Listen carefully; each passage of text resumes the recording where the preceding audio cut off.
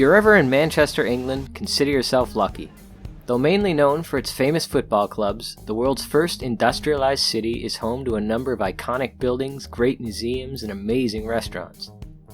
It also has a great public transit system and a walkable downtown core, even for kids, making it a great place to visit for the whole family. Here are some of the best discoveries we made in Manchester. Harry Potter fans, take note, as many visitors equate a walk through the majestic John Rylands Library with a trip to Hogwarts. This wondrous building in Spinningfields is centrally located and fun for the whole family. You may find yourself inspired to look deeper into the past, or perhaps you're just there to explore. If so, have a few coins ready for this unusual donation bin we found near the staircase. This is the most bizarre thing. Keep watching. We're supposed to be having tea. Oh, so weird. Yikes! Not too far south of the library lies the Museum of Science and Industry, home to relics from the city's prosperous industrial past. There's a lot to explore at the museum, which features a mix of mechanical demonstrations and intriguing memorabilia. What did you say? This is my shirt and I wear it all the time because it's so cool. I'd love to see you wear that. With multiple buildings to explore, take some time to discover everything, especially the Air and Space Hall, where you might find yourself thankful that air travel has changed drastically since its early days. The hall contains several examples of aircraft from the early 20th century and is sure to appeal to aviation fans. Sometimes a little mini golf is in order, and the Junkyard Golf Club is just the place to visit. It's not your average mini putt. With colorful displays, good beats, and fun areas to explore, the club makes golfing fun for kids and adults alike. This is my first chance to show the kids the joys of the game and teach them a thing or two about draining putts. They're still learning, but showed promise with a few good shots of their own.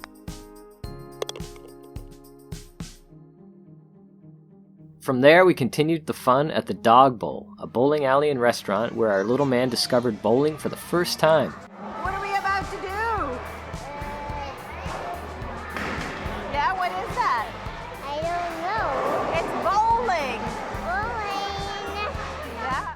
He eagerly swapped his sneakers for a set of bowling shoes before making his way to the ball rack. After I showed him my horrible technique, he branched out on his own, quickly learning what not to do before developing his own shot, scoring similar results to his bowling challenge dad. Thankfully, we discovered the kids' rack to help the kids put a little more force behind those shots. For lunch, we ordered up a few exotic drinks and some burgers. And since the kids ate everything, a few donuts were in order. How was the bowling and the food? The food was good and the bowling was fun! Speaking of food, Manchester has some great eating options. We visited the Oust House one evening, a large, lively indoor and outdoor pub with a great bottle list, lots of beer on tap, and a wide range of food options. Neither of us could resist ordering the skewer, which came served as though it were pulled right out of the fire pit. It's a great place for kids, who were provided with coloring books and a number of tasty menu options, though their favorite, of course, was the dessert. Afterwards, we found a few friends in the skies. Look up, guys! Someone's falling! Yeah! Pretty neat art display.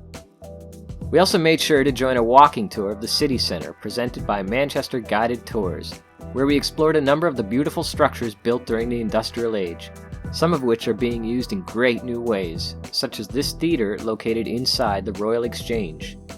The tour ended just outside the Manchester Cathedral, giving us a chance to peek inside. We also discovered a few shops that had all the goodies we were looking for. Stopping in for some chocolate. And after the chocolate shop comes the whiskey shop. For dinner that night, we made our way to the Refuge, open early and late, 7 days a week, and with enough space to fit a royal wedding party. And because it was Sunday, we were lucky enough to sample from the all-day Sunday menu, starting with the beetroot, hazelnut, and dill dip before diving into the roast platter for two, which might actually feed four. The ambiance of this large restaurant is amazing, setting the stage for the chocolate fondue that we finished up with. If you suspect that the kids had a sugar rush that night, you would be right. Through the week, we continue to make great discoveries. The Piccadilly Gardens are an ideal place to take the kids on a hot day. Its water fountain will delight any little adventurers you're traveling with. For the big adventurers, Manchester has a great craft beer scene. I love the Port Street Beer House and the Beer Moth Bottle Shop, where I discovered all sorts of craft beer gems. The great Scottish brewer Brewdog also has a location in the city, and if you're looking for a place with great craft beer and amazing food, it's hard to top Cottonopolis Food and Liquor, located just off Piccadilly Gardens. This Japanese-inspired eatery is located at a very cool warehouse, and its menu features some great sharing options that won't last long on the table. We were also in town during the Manchester Pride Festival, which rocked Canal Street over the weekend. Alright, we missed Pride in Toronto, so we're getting a taste of it from far here in Manchester. It's a big party. I want to join in. For our last meal in the city, we visited the Botanist, a beautifully laid out restaurant near St. Anne's Square.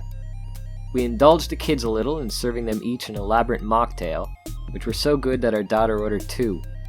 We enjoyed a number of great appetizers, excellent entrees, and another sublime dessert. Oh, Mom, hey, wait, did you realize that the spoons are shovels and the cups are buckets? We went back outside to enjoy a little more of Manchester at night before making our way back home for the night. After spending 148 days in Europe and Africa over the spring and summer, we would be flying back to Toronto the next day. Be sure to check out some of our other adventures and hit subscribe if you like what you see.